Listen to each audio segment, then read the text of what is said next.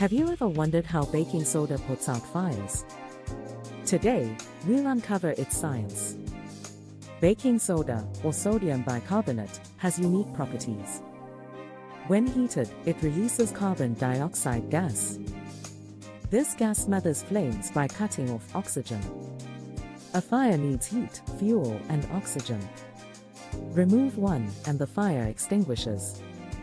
Baking soda eliminates oxygen with carbon dioxide. Imagine you're at a campfire. You toss baking soda on it. The flames diminish and vanish.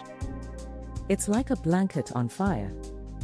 Remember, it's baking soda and its science. In summary, baking soda extinguishes fires with carbon dioxide. Next time, use baking soda for small fires. Stay safe and call for help when needed.